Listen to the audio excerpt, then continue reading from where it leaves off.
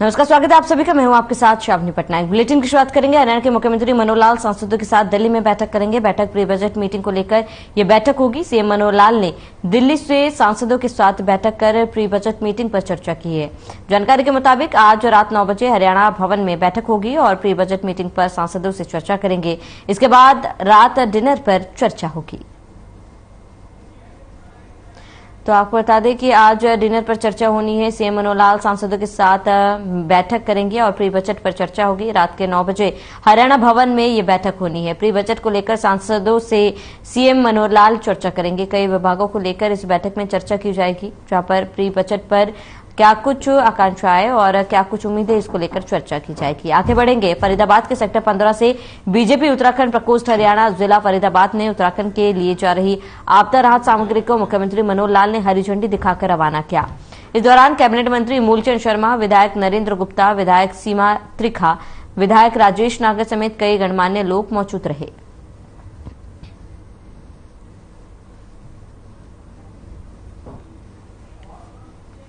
तो सीएम ने हरी झंडी दिखाई है। इससे राहत बचाव कार्य सामग्री को भी हरी झंडी दिखाई गई। आपको बता दें, इन ट्रकों से आपदा राहत सामग्री रवाना की गई है, जिसमें आपदा में पीड़ित लोगों को सहायता मिलेगी।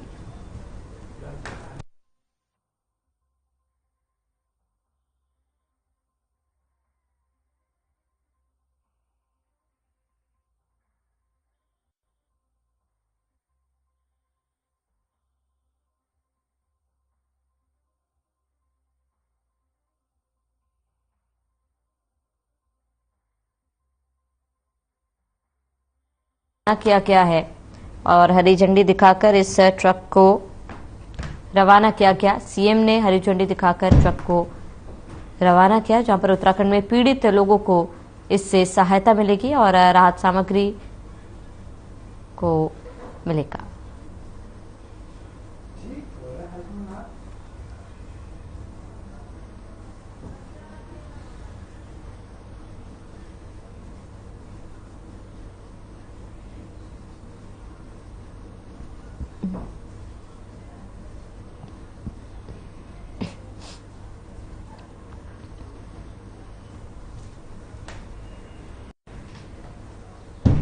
तो फरीदाबाद के सूरजकुंड में 76वें अंतर्राष्ट्रीय हस्तशिल्प मेले की धूम देखी जा रही है। मेले की शुरुआत 3 फरवरी को हुई थी। उपराष्ट्रपति जगदीप धनखड़ ने मेले का शुभारंभ किया। वहीं मुख्यमंत्री मनोहर लाल मेले में पहुंचे और इस दौरान उप मुख्यमंत्री दुष्यंत चौटाला, कैबिनेट मंत्री मूलचंद शर्मा, विधायक सीमा त्रिखा, जिला अध्यक्ष गोपाल शर्मा और मशहूर पंजाबी गायक मीका सिंह मौजूद रहे। वहीं हमारे ब्यूरो चीफ संजय गुप्ता ने पंजाबी गायक मीका सिंह से बातचीत की।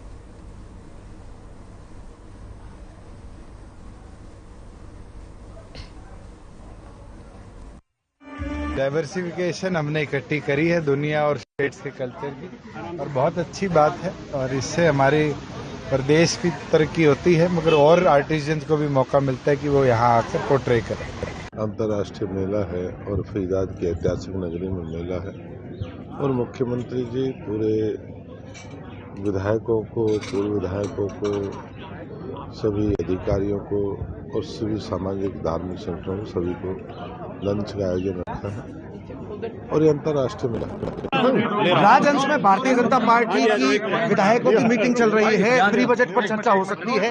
इसके अलावा अगर हम बात करें तो यहाँ पर मुख्यमंत्री के साथ तमाम विधायक पहुंचे हुए हैं। गायक मीका भी यहाँ पर पहुंचे हैं, उनसे जानते हैं। सर, आप फरीदाबाद में पहली बार पधारे? आज फरीदाबाद में सूरजकुंड में हरियाणा के खेता में सोना उगलेगा रेता में, खेले खेल कबड्डी कुश्ती का, तू देख नजारा कुश्ती का, दुनिया में सबसे न्यारा जट्टा का छोरा, हरियाणा का छोरा।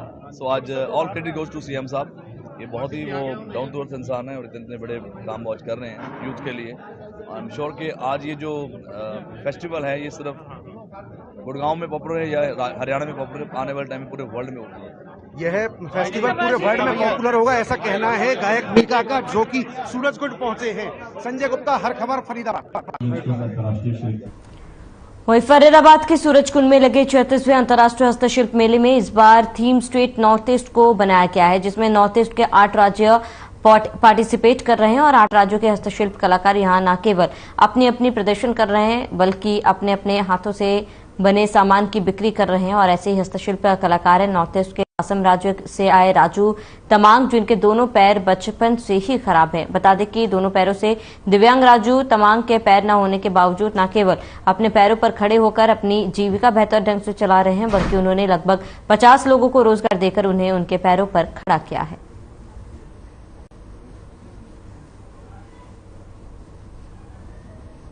ये सारा प्रोडक्ट हम कैन और बैम्बू के ऊपर बनाते हैं और प्रोडक्ट्स हम यूजेबल किचन से लेकर पूरा डेकोरेशन तक हम सारा चीज़ें बनाते हैं और फर्नीचर वगैरह भी बनाते हैं।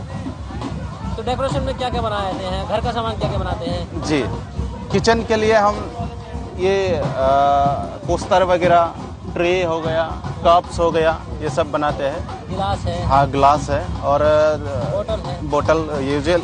और डेकोरेशन के लिए हम ये राइनो सब और ये शिप्स टाइटैनिक का और ये आपका गणेश जी का मूर्ति, ये सब बनाते हैं।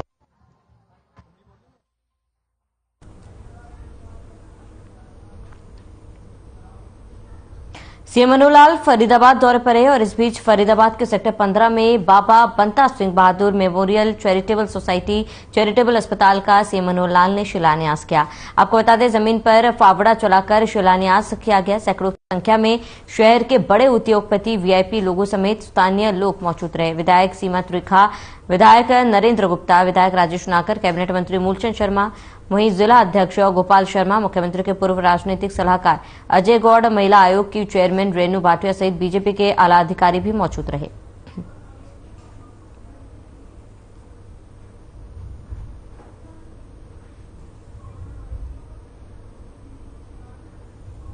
तो सीएम ने अस्पताल का शिलान्यास किया है और फावड़ा चलाकर शिलान्यास आज सीएम द्वारा किया गया। फरीदाबाद में अस्पताल का शिलान्यास और इस दौरान बीजेपी के कई पदाधिकारी भी मौजूद रहे।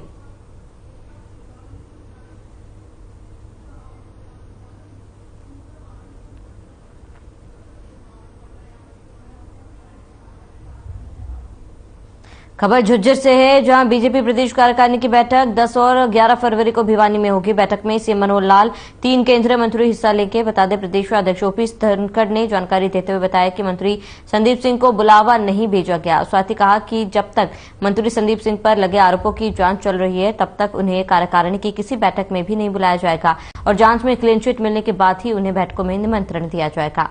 आगे जानकारी देते हुए बताया कि बैठक में साल 2024 का रोड मैप पर तैयार किया जाएगा। साथ ही संगठन की मजबूती पर भी विचार विमर्श किया जाएगा। विपक्ष पर तंज कसते हुए कहा कि प्रदेश में कोई भी घटना या दुर्घटना होती है तो उसका जिम्मेदार उन्हें ठहराया जाता है, जबकि विपक्ष के पास कोई मुद्दा है ही नहीं, क्योंकि विपक्ष को केवल धनखड़ फोबिया हुआ है। विपक्ष तो यहां तक कह सकते हैं कि तुर्की में जो भूकंप आया उसके जिम्मेदार भी ओम प्रकाश धनखड़ है। आगे कहा कि भूपेंद्र सिंह हुड्डा हरियाणा में विकास न होने की बात कहते हैं, जबकि हरियाणा का चहुमुखी विकास हो रहा है। खरगोदा में मारुति प्लांट और सोनीपत में रेल कोच फैक्ट्री भाजपा की सरकार की देन है। बजट की सर्वत्र प्रशंसा हुई है और बजट अमृतकाल का है, उसमें से ही उन्होंने एक शब्द चुराने की कोशिश की है। अभी 12 तारीख को प्रधानमंत्री जी उद्घाटन करने वाले हैं ये बम्बई वाला जो रोड बना है, दिल्ली बम्बई एक्सप्रेस रोड, तो ऐसी सब सड़कें बनना। अभी 3.25 लाख करोड़ रुपया जो है वो रोड्स के लिए मिला है, 2,40,000 करोड़ रुपया रेलवे के लिए मिला है। तो इंफ्रास्ट्रक्चर का जो बड़ा बजट है वो आप वास्तव में देश को आगे बढ़ाएगा, और जिसको माइक्रो लेवल इकोनॉमी कहते हैं। फरीदाबाद के सेक्टर 12 लघु सचिवालय में आम आदमी पार्टी के राज्यसभा सांसद सुशील गुप्ता और फरीदाबाद के आम आदमी पार्टी के सभी नेता सेक्टर 12 लघु सचिवालय में डीसी को ज्ञापन देने पहुंचे, जहां उनका साफ तौर पर कहना है कि अदानी ग्रुप के खिलाफ लगातार देश में प्रदर्शन तेज होते जा रहे हैं। उन्होंने अदानी ग्रुप के साथ साथ केंद्र सरकार को भी गहरा और गौतम अडानी और प्रधानमंत्री मोदी के फोटो में आग लगाई और नारेबाजी की। इसी खबर पर फरीदाबाद से हमारे संवाददाता जयप्रकाश भाटी ने सुशील गुप्ता से खास बातचीत की।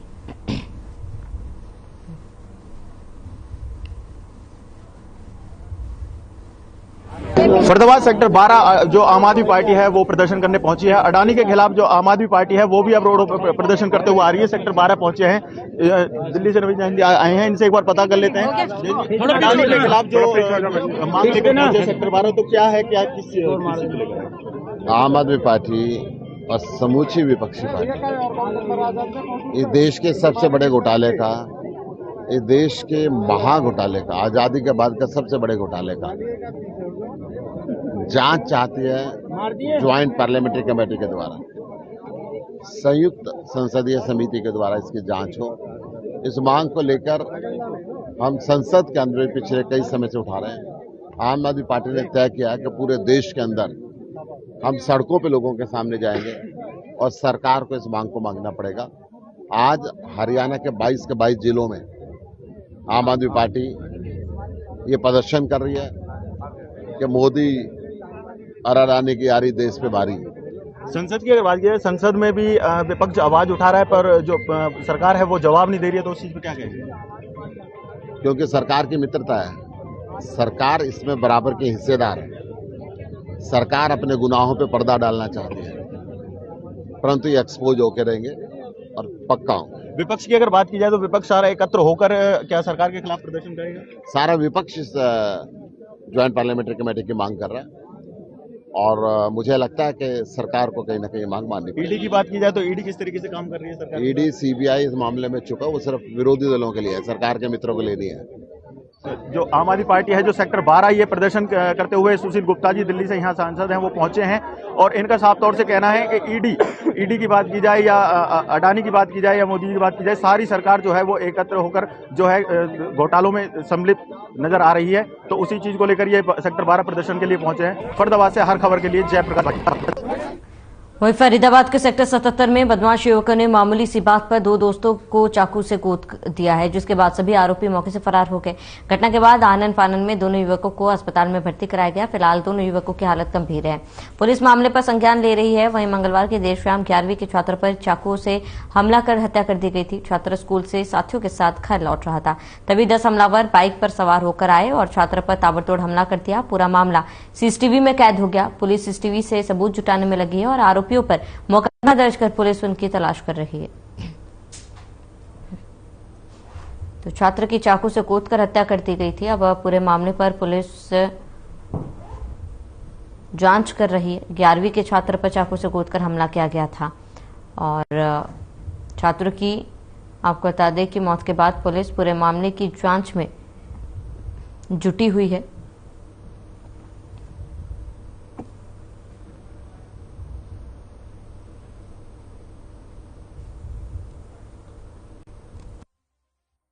भाई कल ये 4:30-5 बजे सूचना मिली थी कि किसी नौजवान लड़के का किन्हीं लड़कों ने चाकू मारकर कत्ल कर दिया है और उसको डेड बॉडी मेट्रो स्थल आई हुई है।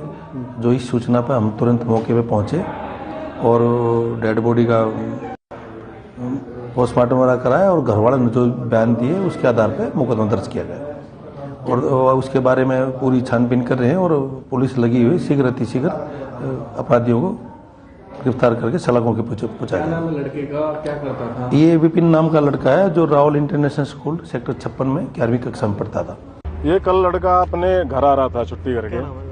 लड़के का नाम विपिन है जी। कौन सी क्लास में पढ़ता है? जो 11वीं क्लास का छात्र है। बहुत सीधा और एक गाँव का बहुत अच्छा नेक बच्चा था जो कल रावल स्कूल से पढ़ के छुट्टी करके आ रहा था। उसके पड़ोस से एक लड़का और एक लड़की उसके साथ थे, बाइक पे आ रहे थे घर। लड़की पीछे बैठी होती है जो सिस्टर है, दोनों भाई हैं, वो पीछे से कहे बोले विपिन ये है, विपिन को उतारो। विपिन को उतार के उसमें कोई बात नहीं की जाती है। उसके स्कूल के बाद सीधे उस पर चाकू से वार किया जाता है, जिसमें एक चाकू जो फर्स्ट में मारा जाता है उसकी नाभि के नीचे मारा जाता है, जो दूसरा मारा जाता है वो पसलियों से साइड में से मारा जाता है, जो तीसरा चाकू है वो उसको ऑन द स्पॉट हार्ट फटने के बाद लड़का वहीं ढेर हो जाता है। रावल स्कूल की बस के कारण हुआ सर। उसने ड्राइवर से बोला भी था कि मुझे मेरे गांव में ड्रॉप कर दो, लेकिन ड्राइवर ने उसको बोला तू रोज ऐसे ही बोलता है और उसको वहीं छोड़ दिया। अगर वो बस वाला क्या लगता है आपका? अगर वो बस वाला उसको गांव में छोड़ देता तो शायद हादसा टल जाता हमारा। तो जब बस लेने आती है तो कहाँ से लेने आती है? वो नंगला से लेके जाती थी, उसको नंगला ही छोड़ के जाती थी।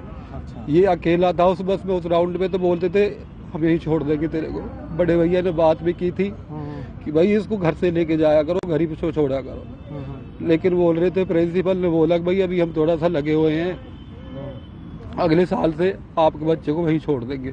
ये नहरपार एरिया का मामला है केएलजी सोसाइटी का, जिसमें 2 लड़के जो प्रिंस और रोहित, इनके साथ जो कुछ 3-4 लड़के थे बाहर के, उन्होंने कुछ नोक झोंक करी, कुछ तुतुमे में हुई, फिर नोक झोंक बढ़ती, फिर उन्होंने उनको चाकू मारा है, इसमें उनको चोट लगी है। युवक एडमिट है और उनके परिजनों की शिकायत पे आरोपियों के खिलाफ मुकदमा दर्ज कर लिया है। आरोपियों को जल्द अरेस्ट किया जाएगा। जी वहाँ पे मैं गया था, मेरे दोस्त ने बुलाया था मेरे को केएलजी पे फ्लैटों में, सामान लेने, शादी थी, तो वहाँ पे जाके हम खड़े होके एक लड़का था बुलेट पे, उसने दारू पी रखी थी, वो बोल रहा है कौन है, चमारा मारे इकट्ठे हो रहे हैं, क्या है, इनके भैया क्या हो गया, क्या बात होगी। तो उनने आते ही डायरेक्ट मेरे पे थप्पड़ मारा। थप्पड़ मारते मेरे साथ एक लड़का था प्रिंस, उसमें चक्कू मार दिया पहले, फिर उसने दोबारा मेरे में मार दिया। ठीक है, तो वो बोल रहा तुम्हारे से यहाँ पे मेरी चलेगी, तुम्हारी नहीं चलेगी, तुम कौन हो, कहाँ के रहने वाले हो, ऐसे ऐसे बोलने लगा। फिर हम अपना बचाव करके वहाँ से चले आए। प्रदेश भर में क्लिनिकल प्राइवेट लैब्स पर सीएम फ्लाइंग ने रेड की है। इस दौरान सीएम फ्लाइंग की टीम के साथ साथ स्वास्थ्य विभाग के अधिकारी भी मौजूद रहे। बता दें कि फरीदाबाद, बहादुरगढ़, नारनौल, रेवाड़ी में क्लिनिकल प्राइवेट लैब्स पर छापेमारी की गई और इस दौरान किसी भी लैब संचालक के पास लैब चलाने के लिए रजिस्ट्रेशन नहीं मिला। बिना रजिस्ट्रेशन, बिना लाइसेंस और बिना लैब टेक्नीशियन के धड़ल्ले से ये चल रहा था, जिससे लोगों के स्वास्थ्य के साथ खिलवाड़ हो रहा है। और अब स्वास्थ्य विभाग ने लैब संचालकों को 7 दिन का नोटिस दिया और उनसे जवाब मांगा है। 7 दिन के अंदर अगर लैब संचालकों ने सभी कागजात पूरे नहीं किए तो क्लिनिकल एस्टेब्लिशमेंट एक्ट के तहत इन लैब संचालकों पर कानूनी कार्रवाई की जाएगी।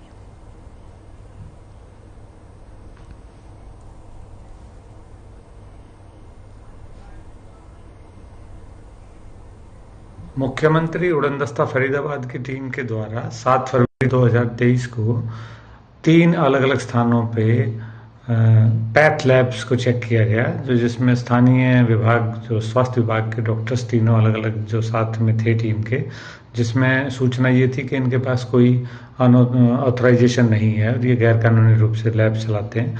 जो एक लैब पल्ला थाना के क्षेत्र में थी, एक लैब सिटी बल्लभगढ़ के एरिया में और एक पलवल में, और तीनों ही अनधिकृत मिली, जिसमें डॉक्टर साहब के द्वारा तीनों अलग अलग एफआईआर तीनों थाने में दर्ज करवाई गई है और नियमानुसार कार्रवाई की जा रही है।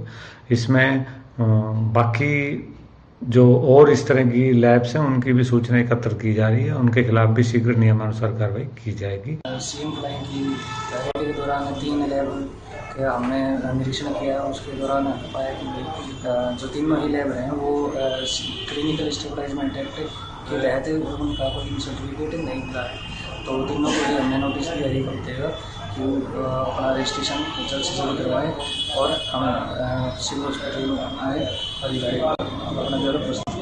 लैब टेक्नीशियन भी नहीं है सर मौके पर। हाँ, एक लैब के निरीक्षण के दौरान पाया गया कि एक्सरे टेक्नीशियन की अनुपस्थिति के दौरान ही एक्सरे किए जा रहे थे, तो उनको हमने नोटिस दिया है। मुख्यमंत्री उड़नदस्ता रेवाड़ी की टीम के द्वारा एक गुप्त सूचना के आधार पर बीकानेर गांव के बस स्टैंड के आसपास जो स्थित एक निजी पैथ लैब की जब जांच की गई, तो वहां पे जो संबंधित विभाग, स्वास्थ्य विभाग, प्रदूषण विभाग, अग्निशमन विभाग और डीटीपी और सभी विभाग के जो ड्रग्स विभाग के अधिकारियों ने जब चेक किया, जो अनियमितता पाई गई उनमें नियमानुसार कार्रवाई और एफआईआर दर्ज करने के लिए थाने में कार्रवाई की जा रही है और इसमें जो भी कार्रवाई होगी आगे अमल में लाई जाएगी। मुख्यमंत्री उड़नदस्ता रेवाड़ी की टीम के द्वारा एक गुप्त सूचना के आधार पर बीकानेर गांव के बस स्टैंड के आसपास जो स्थित एक निजी पैथ लैब की जब जांच की गई, तो वहां पे जो संबंधित विभाग, स्वास्थ्य विभाग, प्रदूषण विभाग, अग्निशमन विभाग और डीटीपी और सभी विभाग के जो ड्रग्स विभाग के अधिकारियों ने जब चेक किया, जो अनियमितता पाई गई उनमें नियमानुसार कार्रवाई और एफआईआर दर्ज करने के लिए थाने में कार्रवाई की जा रही है और इसमें जो भी कार्रवाई होगी आगे अमल में लाई जाएगी।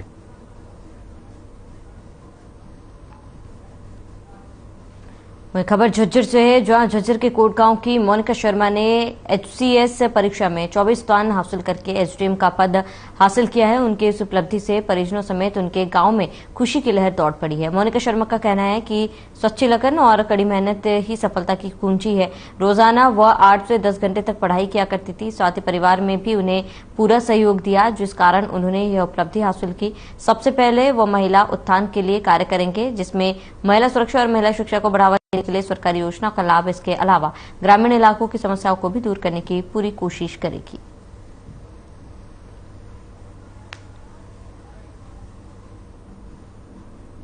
बहुत खुशी हुई है। मेरी 24th रैंक आई है ओवरऑल, तो सबको ही खुशी है, अच्छा फील हो रहा है। एक छोटा सा गांव है कोट गांव, वहाँ के रहने वाले हो, क्या कहना चाहोगे? बस यही है, एक छोटे से गांव से वहाँ पले बड़े हैं, वहां से निकलकर इस पोस्ट पे पहुंचना बहुत ही गर्व की बात है और अच्छा फील हो रहा है, प्राउड फील हो रहा है। घर वालों को भी बहुत अच्छा लग रहा है।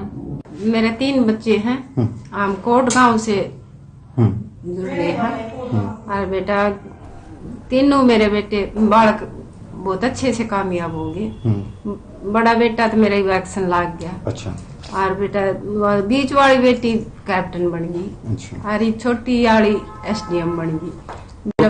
मैं तो बिल्कुल अनपढ़ हूँ, कति गुठा टेक, पर मेरी तमन्ना अच्छे से पूरी होगी। मेरी बहू से बेटा की, वह भी बेटा एक्शन बन गई। तो झज्जर के एक छोटे से गांव से मोनिका, जिन्होंने SHC परीक्षा में 24वां स्थान हासिल किया है, और ऐसे में ये जिले के साथ देश के लिए गर्व की बात है कि किस तरीके से झज्जर की बेटी ने नाम रोशन किया है, और इससे पूरे गांव में, पूरे क्षेत्र में खुशी की लहर है। और आपको बता दें कि मोनिका HCS परीक्षा में 24वें स्थान पर हैं, और जिससे उनके परिवार समेत पूरे जिले भर के लोगों को, प्रदेश के लोगों को गर्व है। तो मोनिका को बड़ी उपलब्धि मिली है। HCS परीक्षा में 24वां स्थान मोनिका को मिला है। झज्जर की बेटी ने नाम रोशन किया है, और जिले के साथ साथ प्रदेश भर के लोगों को मोनिका पर गर्व है, क्योंकि जिस तरीके से एक छोटे से गांव, झज्जर के एक गांव से मोनिका ताल्लुक रखती है, और उसके बाद मोनिका ने HCS परीक्षा में 24वां स्थान हासिल किया है।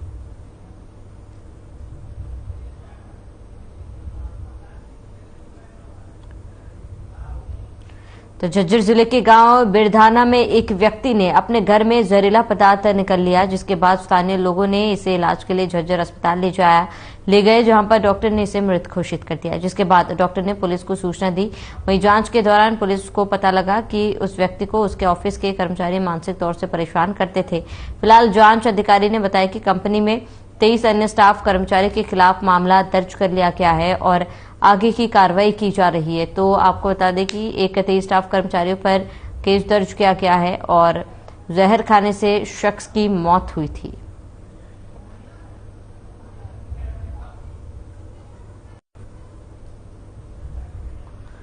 तो 23 स्टाफ कर्मचारियों पर इस पूरे मामले में केस दर्ज किया गया, और पुलिस पूरे मामले की जांच कर रही है कि व्यक्ति ने आत्महत्या की है, जिसके बाद तमाम ऑफिस के कर्मचारियों पर शक है, और 23 स्टाफ पर फिलहाल मामला दर्ज किया गया है।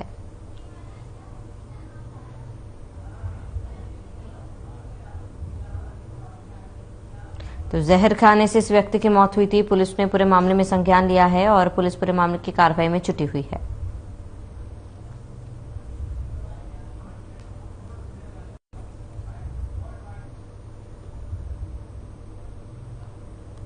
भाई रात को 12 बज के करीब 1 बजे से 112 पर फोन आया कि भी हमारा एक आशा रानी लेडीज है बिरधाना गाँव से, उसका फोन आया कि मेरा पति दबाव में आने के जहर खा गया, उसकी डेथ हो गई, घर पर ही है। इस सूचना पर हम गए, वहाँ पर आशा रानी ने अपनी कंप्लेन की, उसकी FIR दर्ज कर दी, कार्रवाई चल रही है, पोस्टमार्टम करवाएंगे।